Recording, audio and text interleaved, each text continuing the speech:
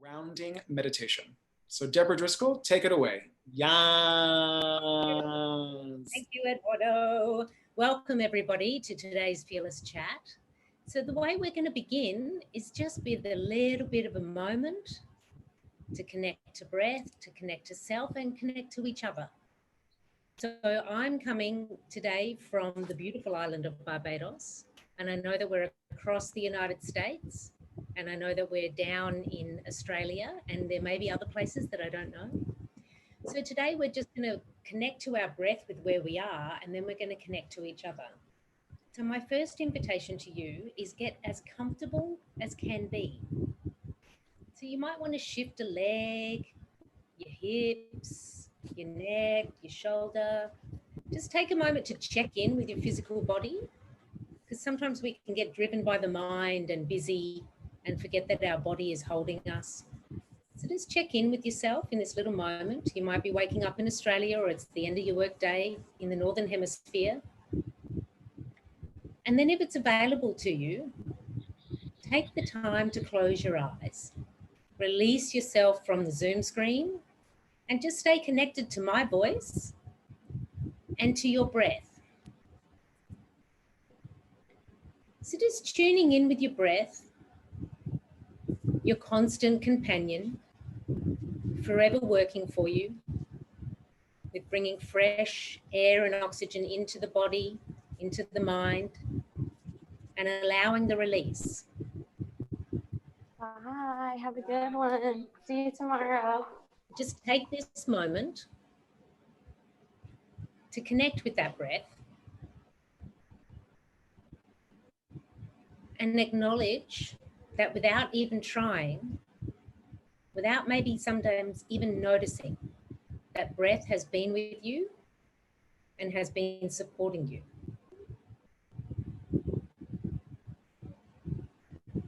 Our breath has the ability to bring us into the present moment, and our breath also has the ability to anchor us.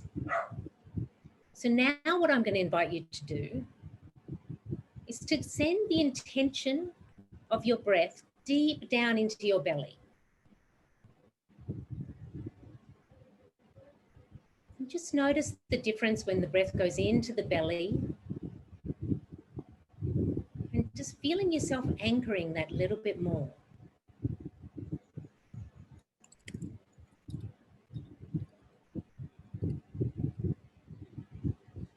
And now, with your amazing imagination, you're going to imagine that your breath goes further than your belly. It goes all the way down to the soles of your feet. So allow your breath and your imagination, and through your mind's eye, the grounding of your breath as it goes all the way down to the soles of your feet.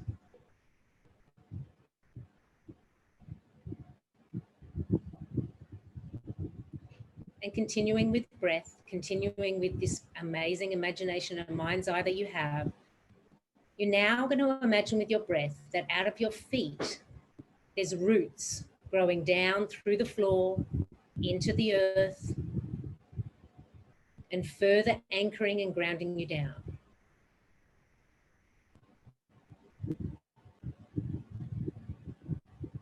Allow yourself to sink into the feeling of being completely grounded by just focusing on your breath.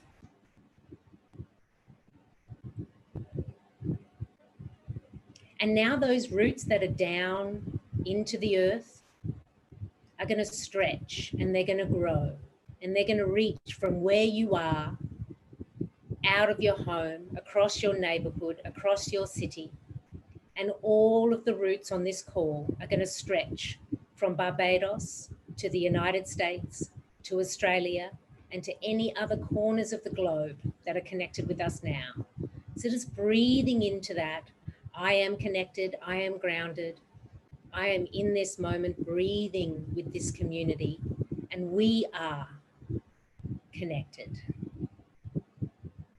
I belong here. I am supported here. Just take one final big deep breath into all of those roots, connecting all of us across the globe. And just take into your heart how that feels. You are connected. You belong here, and we are so happy that you are here. Welcome to today's Fearless Chat. Thank you so much for that, Deborah. Elevated Sparkulation. Thank you for the grounding. For those of you who are joining us for the first time in this Fearless Communicators landscape, my name is Eduardo Placer. I am the founder of Fearless Communicators. My family are Cuban immigrants. I identify as Latinx. I also identify as gay and queer. My pronouns are he, him. And this Fearless Chat journey, it's hard to believe that we're at number 40 right now, began in March as an opportunity to really build community around the questions that were most relevant of the moment. And over the course of the past 40 conversations, we've ranged in everything from what else to do besides wash our hands in the early days of the pandemic, how to pivot your business, dealing with racial justice and equity work. And then as we were pivoting into this election timeframe, we were really interested in what is the current conversation around diversity, equity, and inclusion. Has it changed? Has it evolved from where we were in May? And I could think of no better person to frame this conversation than Jennifer Brown, who is a dear friend, collaborator, and friend. And just thrilled to have you here in our company. And you're in for a fabulous conversation. There is a bit of a presentation that she's going to give. My invitation is for you to use the chat as an opportunity for me to kind of be bridge of audience, voice of audience through the conversation. And then what we're gonna do is create some space at the end to really engage and ask questions directly and engage in a really meaningful conversation about what's happening and what's next. So with that, Jennifer, it is my pleasure to have you here. Take it away. Thank you. Okay, I'm gonna try to do my tech here. Thanks for your patience, everybody. Let's see. Okay, so thank you, Eduardo. Thanks to everybody. And some of you were good friends. I'm so happy to see you. Some of you for the second time today, because we had our community call earlier. I am Jennifer Brown. As Eduardo said, my pronouns are she, her, hers. I'm on Lenape land here in New York City. Thank you, Eduardo, for that. That's such a gift that you've given me amongst many. And I specialize in diversity, equity, and inclusion and work with companies of all sizes and organizations to build their strategy and also their learning programs and their training. And what a gift to do this work in 2020. It has been incredible. What a privilege, what a challenge in a beautiful way. What a learning curve we've all been on. So I wanted to give you a taste of the keynote that I give a lot. And I'll do it quickly, but the context, I'll try to wrap it around what's happening this year, which I think is relevant more than ever, and a connection I like to bridge because it's a very unique year. And yet a lot of these things remain true and have always been true. So we're just having this moment of, oh, okay, so now I'm understanding what the context for a lot of this. And so some of you may know my story. I came to New York to be an opera singer, performer like Eduardo. And I studied operatic vocal performance at Manhattan School of Music, and I unfortunately injured my voice. So I had to get several vocal surgeries. And you have to be completely silent for weeks after vocal surgery. And then once you're allowed to make a sound, all that comes out is a tiny high-pitched squeak. So it was heartbreaking. It was a need to reinvent. And I thought I would never smile again or be able to express myself in the world. But luckily, performers are agile people. And I followed some friends who'd reinvented. And they said, you know, you like the stage, you'd probably be a really good trainer and a facilitator. And I didn't know what that was, but I followed their advice.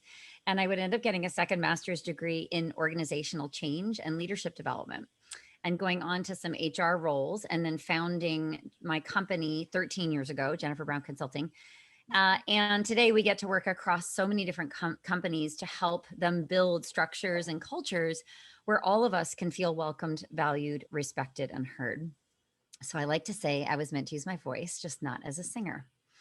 But the second way I was not using my voice is I'm a member of the LGBTQ plus community like Eduardo, and I was closeted as a performer in my 20s and 30s, thinking I would never get cast as the ingenue.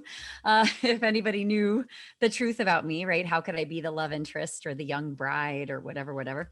And then as an entrepreneur, I was also relatively closeted as well until I became woman-owned certified and LGBTQ owned and certified as a diverse supplier, which is a point of real pride for me. So it's something that kind of enabled me and gave me a reason that was business aligned to say like, hey, you need us in your supply chain, by the way. And just a really amazing community that we've been a part of. But even to this day, I think about the ways that I don't bring my full self into the room and the energy that I still put towards that concept, right? And that reality and the sort of psychological safety struggle that I have, and I know so many of us have, whether we're LGBTQ, whether we're the only person of color in the room, lots of different diversity dimensions, both visible and invisible. And so that concept that I refer back to is the covering concept, which was coined by Kenji Yoshino and Christy Smith in some work they did with Deloitte, and it's downplaying a known stigmatized identity. So for me, being a woman in a male-dominated business world, finding myself in rooms where I'm the only apparent sort of female, and that's making a lot of assumptions, but it's what it appears to me. And then also perhaps being the only LGBTQ person, although we can't also know that for sure. So those are my identities that I think I downplay. And I think about, is this something I share? Is it going to impact my message, my credibility, my authority? And literally, I'm often in the room as the expert. And yet I'm sort of doing this double work, trying to figure out like, how do I anticipate bias? How do I anticipate stereotypes? How do I neutralize things? How do I overcompensate so that, people will take me seriously, et cetera. So this is very personal for me. I also just happen to study it on an organizational level. And so there are 4 kinds of covering that they talk about in the research. And I just want to go through these really quickly and how much many of us do this on a regular basis, which is 61% of us. So at any given time, we're constantly thinking about this. Appearance-based covering, wearing our hair straightened, for example, dressing more formally. For LGBTQ people, for non-binary people, it is, picking a masculine or feminine expression because that's what's expected of us. And we don't want to deal with, if we expressed our gender in the way that we were most comfortable with, we don't want to deal with the biases and the microaggressions. Affiliation-based covering is when we distance ourselves from a stigmatized group. We don't want to be affiliated with it. And so that may be, I think it's interesting to think about the fact that parental leave is offered, and fathers in particular don't take advantage of parental leave in so many companies. And that's straight up stigma. And it happens all over the world. And the distancing from being affiliated with, I don't want to be assumed to not be committed to my career. So I'm not going to affiliate myself. I'm not going to ask for what I want and what I need as a parent, right? As maybe I want to be a stay-at-home parent, but there's no room for that. Advocacy-based covering is when we, stay quiet instead of challenging jokes and comments. So we don't want to be seen as advocating for our identity group, because we know that there's a penalty of doing that too much, of being the squeaky wheel, if you will. And so a lot of us just cease to advocate. And this is honestly where allies come in, because there's so much fatigue around advocacy, and there's so many penalties to drawing people's attention to our stigmatized identities, that this is where real allyship can make a difference and carry some of that load. And finally, association-based covering is literally like being seen to be with others that identify as we do, and the eyebrow raises and the questions that are asked. So if I'm an LGBTQ manager and I have a lot of LGBTQ people on my team, somebody might say, oh, well, she has a tendency to hire people that identify like she does, right? And so many of us feel we are very good at making the point that we're being objective, right? That we're not favoring, that we don't have a positive bias. And we sort of overcorrect on that because we know there's a penalty to association-based bias. So, and this is just fascinating to me and so painful, because it's really experienced, the covering behaviors are experienced mainly by those of us who are underrepresented. And I like the other word, underestimated, in the workplace. So the numbers are extremely high for these groups of identity. I look at this 83% for LGBTQ, and I always like to make the point that half of us, nearly half of us, are closeted in the workplace. And that was a statistic from last year. And remember, we could get fired in many states in the US before the Supreme Court ruling this past June. And so there are real penalties to bringing your full self to work. There's another group that reports covering that Deloitte writes about, and it's these guys. And so this is always a really interesting moment in my presentations. And I get to talk about so much invisible diversity. I get to talk about the fact that as I walk into rooms like this, I have my own biases about how I'm going to be received, how I'm going to be perceived, and what I'm not perceiving in them. And so it's just been such an aha moment to build a container for leaders to walk through the door and share some of the things in the thought bubbles with me. And it's just been a revelation and such a good reminder to me that everybody has a diversity story. And my job these days is to help rooms that look like this and leaders that look like this to connect into this moment that we're in 2020, which is particularly difficult when you identify in certain ways because of a lack of lived experience that allows you to relate to this moment. So I often say this group has the most learning to do and the longest journey to travel in order to be a resonant leader for these times. It's a particular challenge, right? And so then if we think about all the different aspects of diversity, we start on the left side of this chart with our inborn diversity, things that we can't change about ourselves, our innate aspects and characteristics. But then the secondary aspects are our acquired diversities. And so those are our accident of birth. What means was I born into? Was I born into a stable or safe home? Did I have enough to eat? Was I the first person to graduate from college in my family? So many things that are happen to us, but that really actually make a huge impression on us. And these are things we carry with us forever. They shape us. And yet they're not very comfortable for workplaces to get their collective heads around and to build the right sort of inclusive structures for belonging for all of these identities. But it continues. Organizational diversity exists, cultural diversity. My partner's Filipina American, first generation, Michelle. And it's fascinating to see these giant Filipino parties, like so much food, so many generations, all night, and my family is this tiny nuclear family. Like we're so small and we just make enough food just for that one meal, It's sort of that Northern European cultural identity, right? And it's fascinating to notice that and think about the layers of these identities for us. And finally, era diversity is, I think of generations. I think of millennials and Generation Z that's coming in behind them.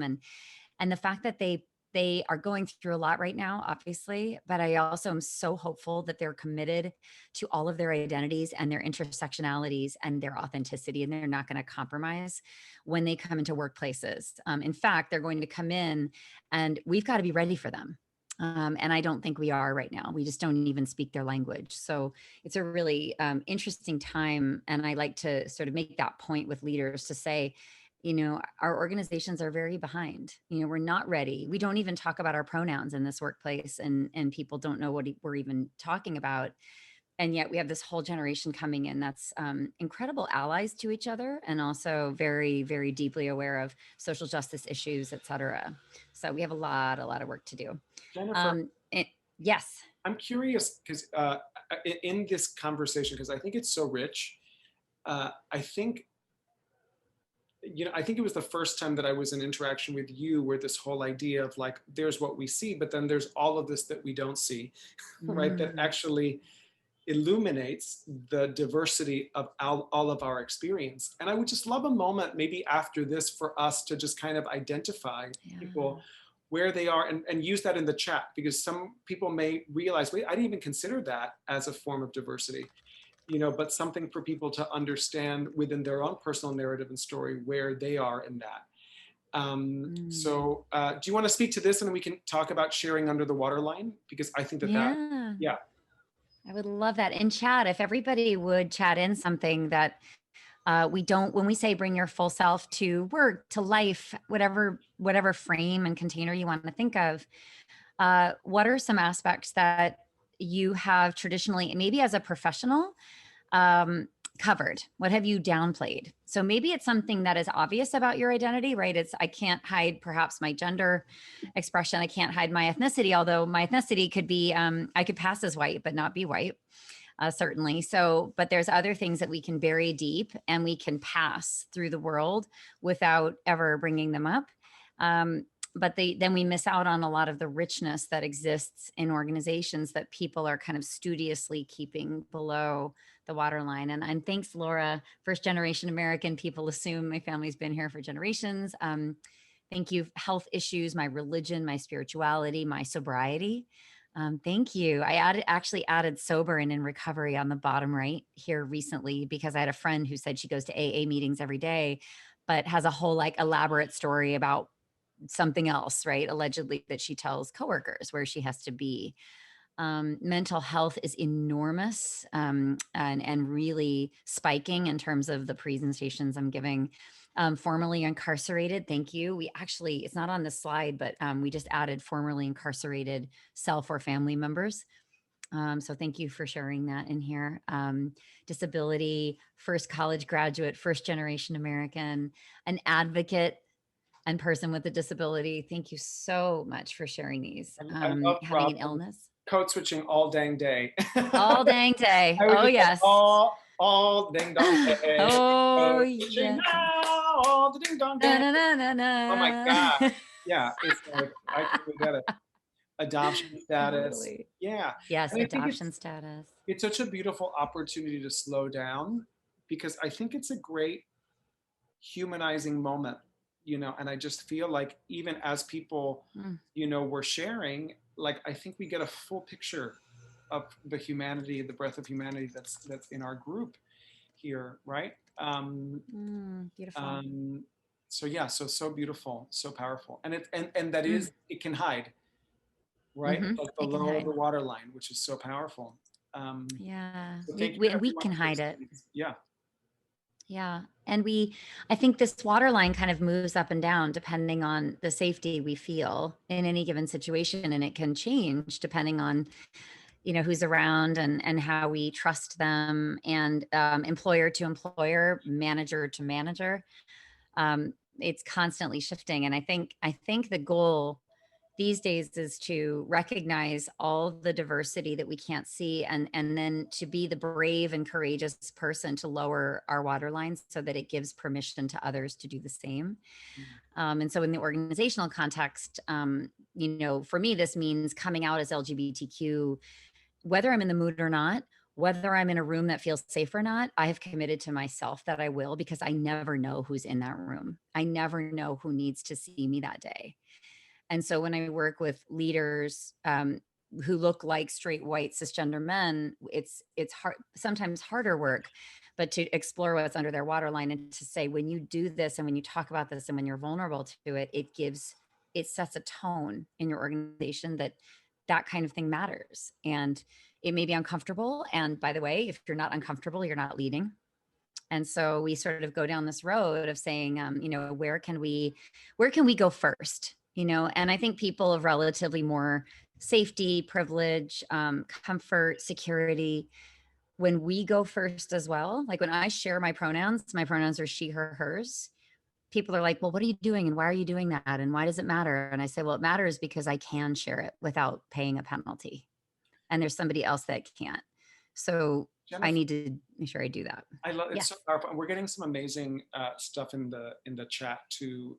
Igor's talking about how he migrated from Venezuela 3 years ago, and from Caracas, one of the most dangerous cities in the world, and also the only gay in his family, right? And then Dave is talking about accessibility. And when people talking about accessibility, for those who are able, they're like, huh? What? It's like the blank stares. And then, Yana just shared that in her gynecological practice, she performed abortions for many years, but can't say that in certain groups, and then they also don't ask, right? So it's so powerful. I want to share briefly about the importance of pronouns, because as someone who's in the LGBTQ community, like there was a part of me that was like, well, do I really need to do that? Do you know what I mean? Like acknowledging my space of privilege as a gay cisgender man within the LGBTQ space, right? So I want to acknowledge that the thought came from my privilege, right? Yeah. And it was a straight cisgender man who had his pronoun designation on his email that had me say, wait a second, I'm putting that on my email. Like he created the pathway for me to see that as like a necessary Oh. act for myself. And everyone on Fearless Communicators has their pronoun designations on their email addresses. But what's so powerful is we had a client in Australia who has a partner who saw my email signature and had never seen the pronoun designations. And when they saw it, were able to identify themselves not as a she, her, but as a they, them. Right? So like the ripple of that choice of a straight cisgender man to put his pronoun designations, which gave me permission as a gay man to put that on my place, created the pathway for someone to see themselves halfway across the world. Right? So it's like those micro acts of allyship that I think really make such a huge difference. That's so beautiful. Yeah. And I would say, when you diversity storytell, don't assume that your story doesn't matter or that it's irrelevant or that it's just yours, because usually there's a universality to our experiences. And so that's another thing I tell people. I almost didn't tell my story about losing my voice because I thought, who would care? You know, what relevance would it have? And I pushed myself to do it because it was such a wound for me. And it was very cathartic to tell that on the TEDx stage. And then I realized it was a metaphor. It's not, doesn't need to be literally losing my voice. It can be any time I felt voiceless, that I had been deprived of that, and how invaluable our voices are, and how I had to like fight to get mine back. And sort of as I pulled this string, it was such a rich metaphor, and it's continued to sustain me to this day. So I say, like, don't judge your story before it gets out. Like it's a seedling that needs to be encouraged. And you have absolutely no idea, like Eduardo, you're saying, the ripple effect of who needs to see that and hear that in you, in someone that looks like you too. You know, I mean, I walk on stages and come out and people are all of a sudden, they're like, wow, I was biased. I didn't even think about that about Jennifer. You know, it's such a powerful moment. Anyway, yeah, thank you so much. And there's so much, you know, what I wish for the organizations I work with is that we all sort of collectively lower our waterline so that we create more psychological safety, and that those of us who have more stories to share would feel comfortable doing that. Because if we don't know we exist, then we can't really address all of who we are, and we can't resource and support all of who we are. If we think something doesn't exist, does it get any budget? You know, that's the problem with counting LGBTQ people with disabilities, is that, you know, it's just a very invisible community because of the fear. Even in really progressive companies, people are still extremely closeted, which is another sort of hard truth I have to share with a lot of the organizations I work with. Yeah. Collectively lowering our waterline. Yes. Fabulous. All right. So I want to say a thing about privilege, Eduardo. So you all might know intersectionality is popularized by Kimberly Crenshaw, who's a Black woman professor. She defines it as the intersections of gender and ethnicity, specifically Blackness. So she's a Black woman, and it really gave language to the fact that not all women are a monolith. Obviously, we don't experience the world in the same way, but believe it or not, that has been historically, we've been lumped together, right? And then we've started now to understand the pay gap is different for white women, for women of color, for Indigenous women. We have that nuance now and those facts, thank goodness. For me, I have the intersectional identities, but I also have these identities of privilege. And when I try to explain, like, how can we think about privilege differently versus weaponizing it or having it weaponized against us? Can we think of it as something we can activate around? And this was a connection I finally made as being in the LGBTQ community for over 2 decades. I assumed allies were for me, you know, that I needed male allies, that I needed straight allies. I never saw myself as the ally.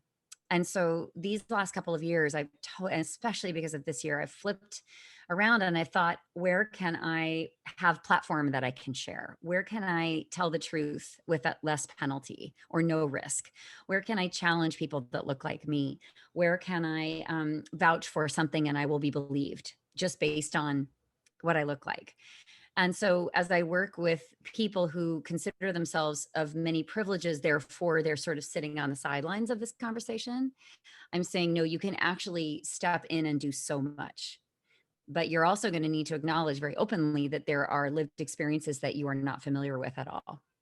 And part of the beauty of vulnerable leadership communication is saying, I am learning, I am a work in progress.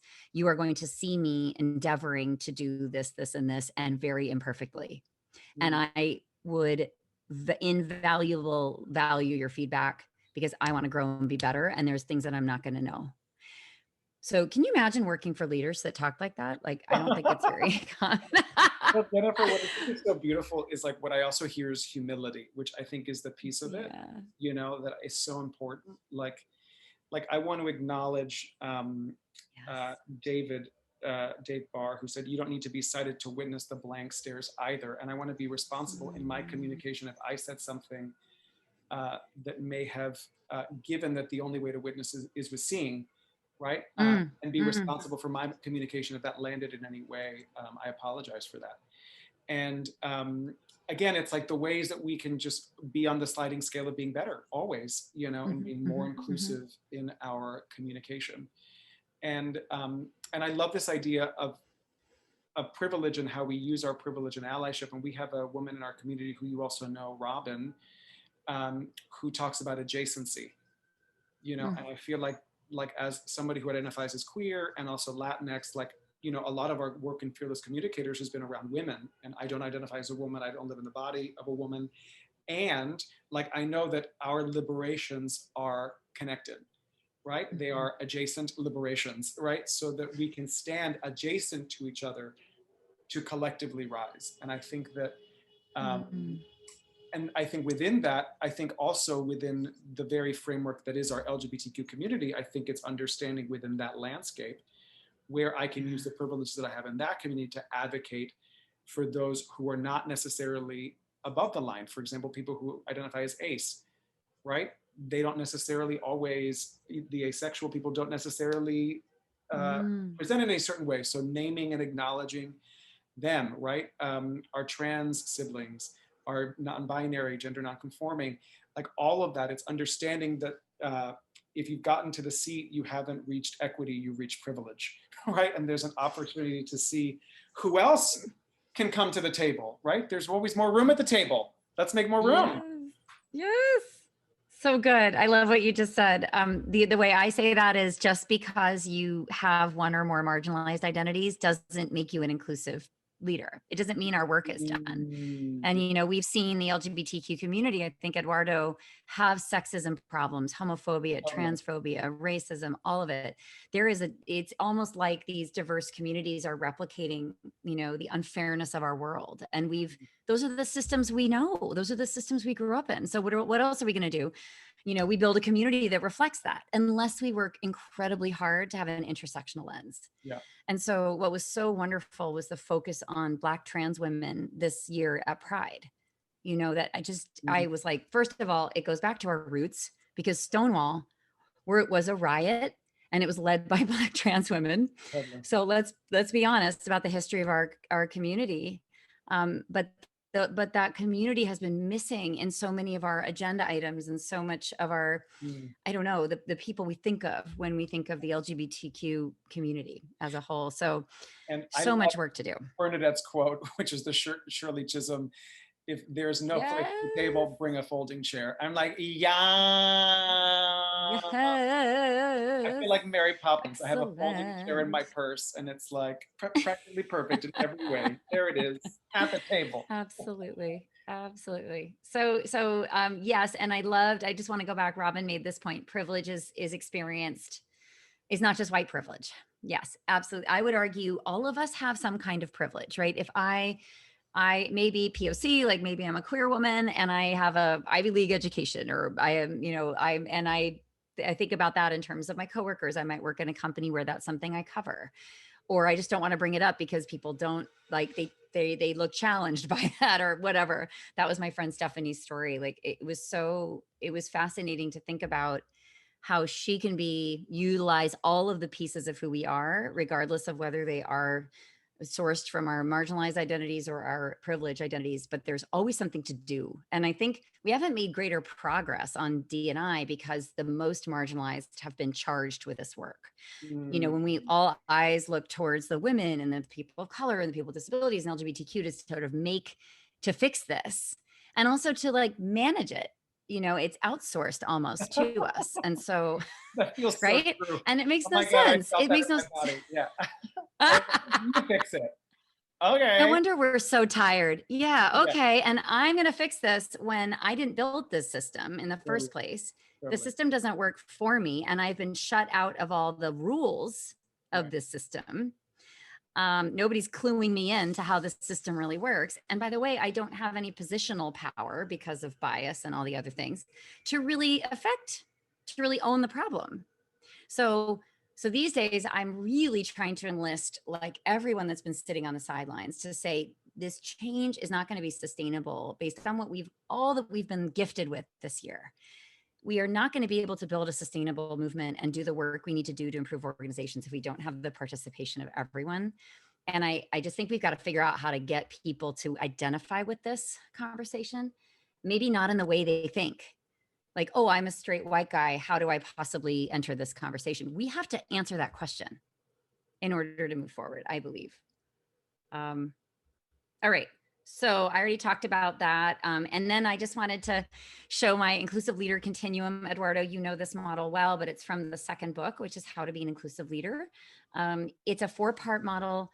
We have an assessment that is, thank you very much, little book plug. We have an assessment, the Inclusive Leader Assessment, which you can find on jenniferbrownspeaks.com, and it takes 10 minutes. But I think what's important is we take the right next step. We know where we are, and we can, by the way, be at multiple places at any given time. I think about, Eduardo, your example, there's so much we need to learn about people in the LGBTQ community, but also people with disabilities, mental health, veterans experience. Like I'm always learning, and I'm always in the unaware and aware categories at the same time as I may be an advocate about other identities. And so, you know, how can we show solidarity? I like the word accomplishing. And I know Misa is going to join you soon. She talks about equity broker. And I love that too. It's really rich. So it goes beyond allyship, because sometimes allyship can be like, oh, I'm going to put my pin on and I'm kind of done for the day and I'm going to check the box and look at me. You're only an ally if somebody in an affected group calls you an ally. So it's a constant thing that we earn. It is not a destination. It's never finished. And it's literally all about the impact we have, not the intent. The intent can be, I'm a good person, I'm an ally, I believe in all this, you know, but to me, that doesn't matter. And intent does not shift outcomes for people. And it doesn't build better organizations that work for more of us. Okay. Let's see. So how are we doing on time, Eduardo? So I could just stop right here. 5:45. It's 5:45.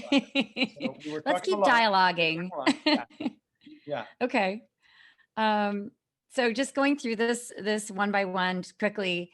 Unaware is the first phase. I don't know there's a problem. I'm in denial that there's a problem. It's somebody else's job. I'm a good person. All that stuff can live in unaware.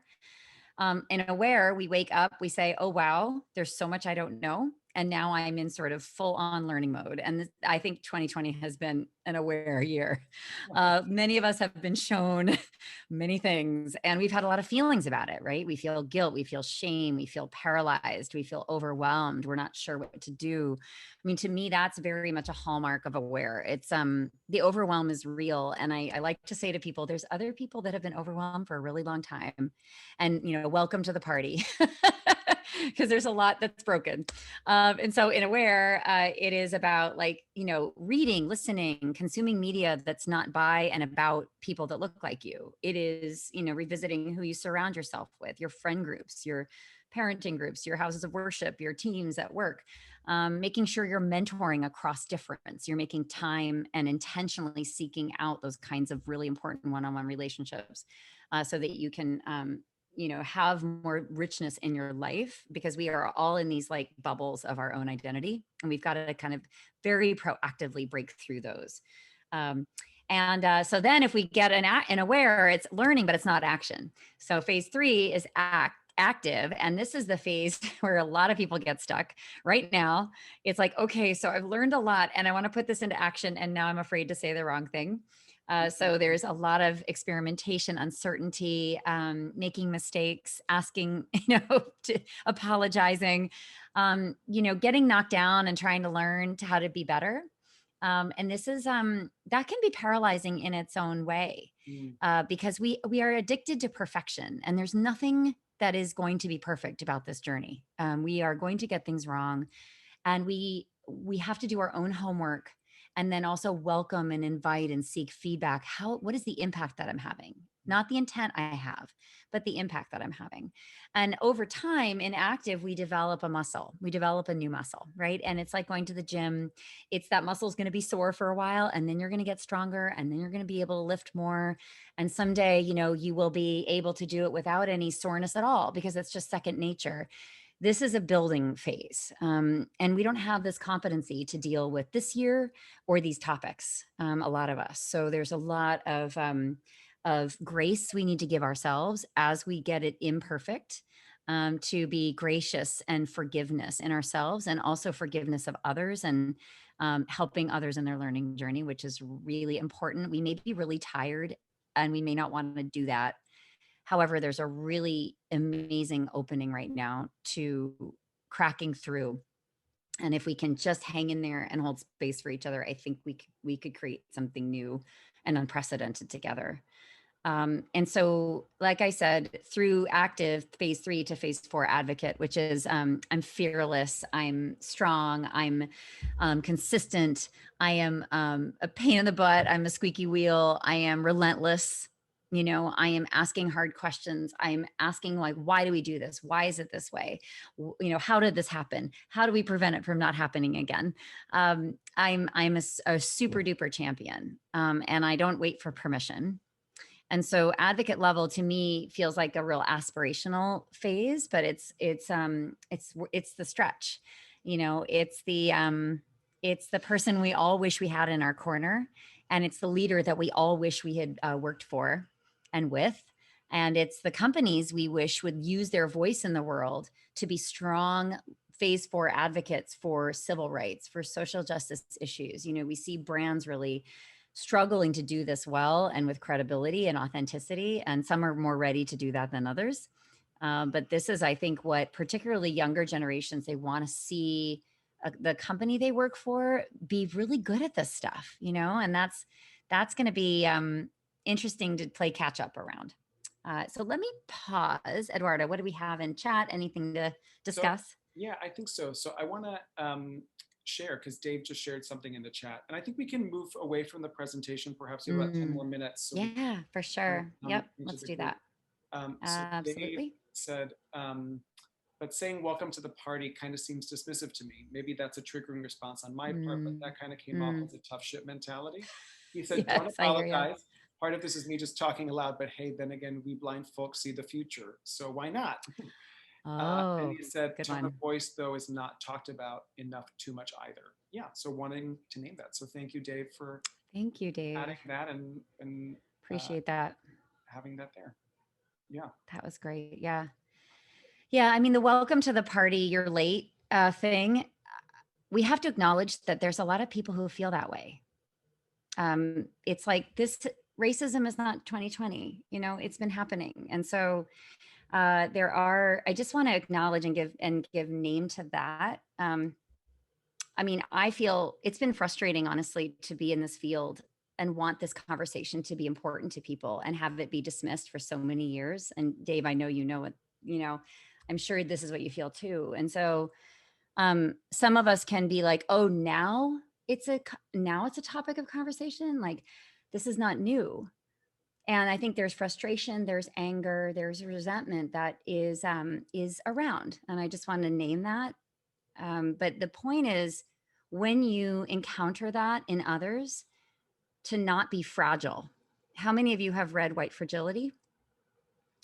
So white fragility centers our white feelings around being sort of shocked that this is true, horrified by what we're learning.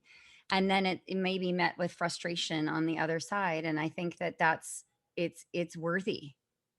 So what's important is fragility, noticing our emotions, noticing when we are sort of unintentionally burdening somebody with our reaction to what we're learning this year and not making it about us.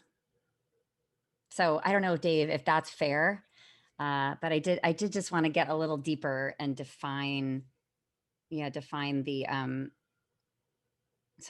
what I thought about, like the source of the anger and the frustration is so real, and that's what is our job, to listen to that and to learn as quickly as we possibly can if we haven't been paying attention. I also want to acknowledge that Robin just said, when I feel sensitive about words like that, I have to ask myself the why am I being triggered? Right? So, which I think is like a great, because I think it's very quick to ouch. I feel like they're like, like, wah! And I feel like it's every 20 seconds, I'm like, it is. Specifically as we are nearing the election, right? I just feel like every 20 seconds, it's like my nervous system is on fire. And I think thank you for sharing that, Robin, because I feel like one of the things, and I want to and this comes from a certain space of privilege, I want to acknowledge too, is that the feeling of lack of safety, right? And I think there are ways in which the last election heightened my lack of safety in ways in which I kind of felt like in the various identities that I have was like swimming in okay water, I was like, but I feel like the water went up like boiling really fast, and I was like, I don't know where I'm at, right? And I think what's been so difficult is that I haven't been able to anchor myself in anything, right? I just feel like like the triggers are like nonstop, and I don't know if that's something that other people can relate to, but I just feel like there's this way in which I can't find myself. I can't ground and center because I feel like I'm constantly being knocked off by the shit show that's happening right now. And I think I also want to name that too, because of the conversation around diversity, equity, and inclusion, right? Because that's something that's also very fragile right now, right? With the Trump administration, right? So the various ways that people are on the front line of this work, right, are now like, talk about whiplash, forced to switch at the drop of a hat, to show up in service. And I wonder if you can speak to that, in our remaining minutes, like what do you feel like is emerging? What's on the front line? How are people responding to the current climate? Yeah, well, that executive order that you're talking about, Eduardo, came down a couple weeks ago. And then the shockwaves of literally, basically, we can't teach anti-racism in federal contractors and federal agencies. So this is hundreds of thousands of people that were going through really good training, really solid stuff being delivered by a lot of the people that I know. And it was a cease and desist. So cancellations of contracts have been happening. And it said that talking about these things is unpatriotic. So it was a pretty heavy thing to process for all of us, because I feel like just this year, we were able to finally name a lot of things and finally talk about things in the workplace that we had been massaging or avoiding in a way. Like I think that we've never really been able to say racism at work. We've never been able to say white. I've been told to take white out of my PowerPoints before. So now we can't talk about white supremacy culture, which is a really fascinating lens through which to see a lot of these things. Again, lots could change in a couple weeks. However, yes. I do think it's the right teaching. It's finally getting to the heart of the issue, which is that our cultures have been built by and for and around white norms. And that's sort of fundamentally at the core of what we need to address. And then we need to understand those norms. And I mean, it just was so important in the historical perspective, all of it. So Are we going to figure out ways around still teaching this? Of course. That's, I think the feeling in the field is, but if we continue teaching in the same way, though, we do risk the wrath and we risk punishment. And I don't know where that ends. And I don't know how that's going to be consequenced, but there's other really good teaching you can do on this topic. Like the business case is really important to talk about, even if you just get leaders for a half an hour and you can explain that this is a talent attraction and retention vehicle. It's a customer attraction and retention vehicle. Keeping the best and brightest and making everybody comfortable so they can be creative is, I think that appeals to a lot of people and is still a way to speak about the value of diverse teams and talent. But it's tricky. Everybody's responding to that in a different way, Eduardo. I think it depends how risk comfortable you are as a firm, and also how many government agencies you work with. I mean, we mainly work with large publicly held companies, so that aren't contractors. So we've been able to continue to teach, but it's still very much on our radar screen and very careful. Jennifer, and I know we're winding down. I feel like we could keep talking. But where I was left in what you said was an acknowledging that these seats of power are primarily held by white, straight, cisgender men, right? That the argument ultimately ends up being about bottom line, right? Like the reductionist. I know. I hate it.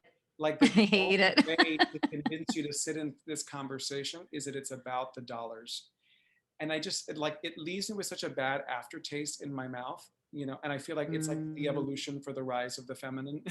Do you know what I mean? Yes. And the way in which patriarchal centering is around that context. It's about money extraction, and that I think that there is the opportunity, and I think to allow something new to emerge where we do this work because it is the work that there is for us to do, not because I have to convince you that it's going to impact your pocketbook at the end of the day. What's in it for me, right? I mean, that's been, I mean, and unfortunately we've met with so much resistance you're right, Eduardo. Like every time I have to make those points, it breaks my heart, because I shouldn't have to give you more data about my humanity.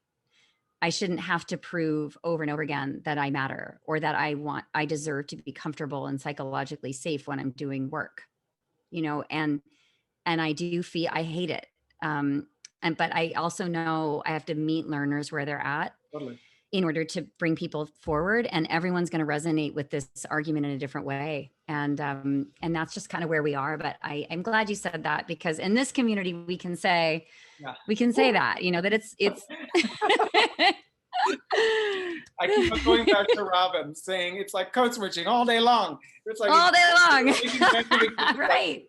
It's like the switch dance. Yeah. Dun, dun, dun, dun, dun. Look over here, shiny object. Code switch. So thank you all so much for joining us for this conversation. Jennifer, how can people be in touch with you? We're going to be following up with an email with her contact information for those of you who don't know Jennifer Brown.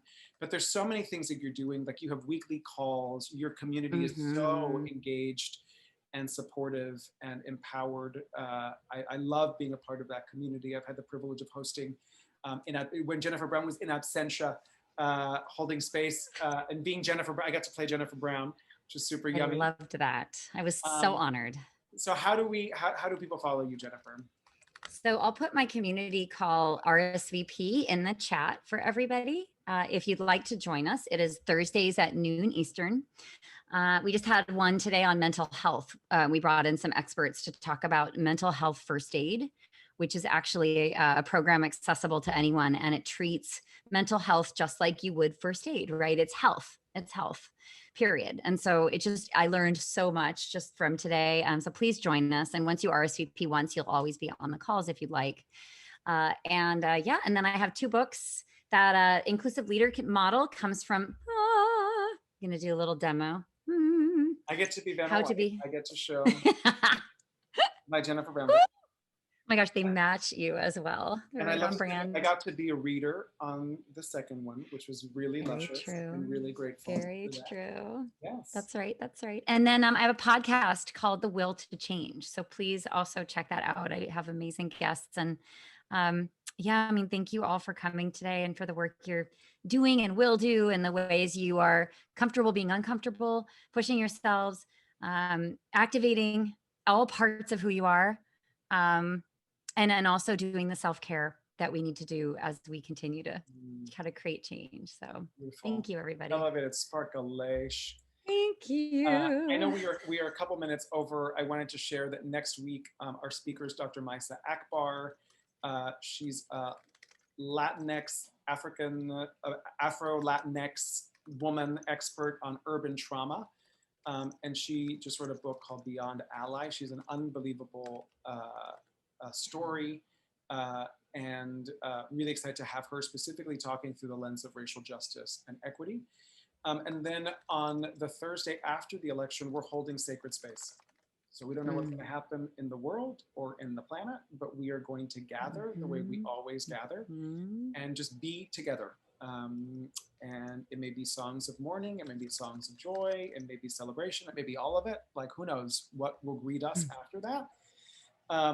And I just love that our non-American family is present with us in spirit. Thank you. They're like, thank you so much. They're also fingers crossed, you know, in alignment. We see you. Thank you. And then if you're able to stay on, there is a final little thing that we do. Again, we know that we're over time, so this is like a bonus, an addendum. So if you have to run, we totally get it. And we so thank you so much for being here. And for those of us, so if you have to go, of course you have to go. And then we're going to let that settle. And then we have a little thing to kind of complete our circle together. And Bernadette's already ready. Bernadette's ready to go. Yeah. And I want to acknowledge in this that that Dave, right? What we do in this is we hold our hands up and we say, we see you and we thank you. And I get that in saying that, we are obviously acknowledging the privilege of sight, right? Ah, you're fine. Don't worry about it. And Shit. yeah, and I just want to name that. And if there's any way to acknowledge that we have given attention to someone, that way we move from the next person. So if you are not on the call and not active, then we're going to invite you to go. We're going to actually move you out of the room. And if you are here, we're going to invite you to do the thumbs up sign. I know some people are on mute, so on the monitor, so that we know that you're in the room. Okay, and everybody else, as you're able, we're going to invite you to raise your hand. And it's a little ritual that we do here to close, right? And I'm going to start with you, Dave, and I'm going to say, I see you, I hear you, I feel you, and I thank you. And you get to choose somebody else that you get to acknowledge.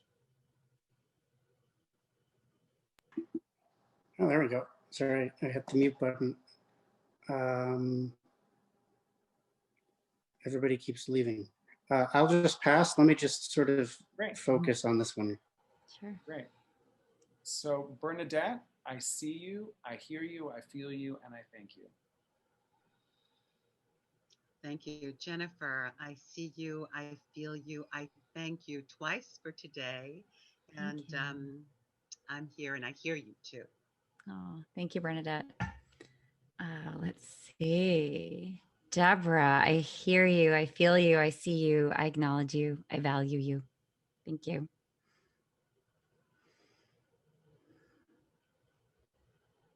Laura, I see you, I feel you, I thank you for being here, I appreciate you.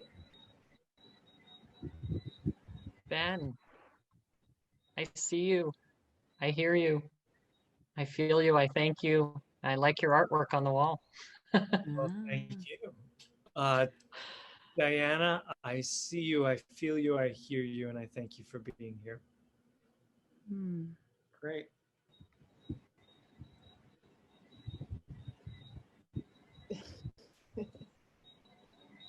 Am I the last? I think you're the last, Diana. So. Okay. Everybody, I see you, I hear you, I thank you, and I really appreciate being part of this community. Mm. Thank you, Diana. We are grateful for you too. Elevated Sparkalation. We will see you next week for our next conversation, and then hopefully the week after in a space of celebration. Jennifer, if you can just hold on Yes. for Yes. 1 second.